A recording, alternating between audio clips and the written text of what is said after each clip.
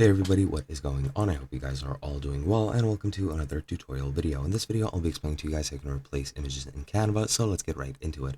As you can see, I have a template resume open in my Canva project, and I'll be using this to explain to you how you can remove or replace images. As you can see here, there is a picture of this guy named Taylor, and let's say I want to change or replace his image. I just want to click on the image, and as you can see, it is uh, you are able to move it around.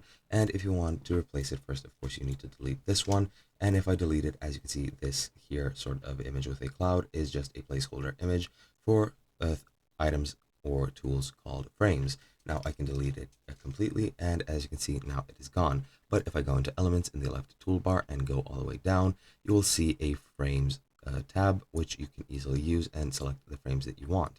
Now, for example, let me choose the same circular frame, add it, scale it down, and add it to this bigger circle where the original photo was.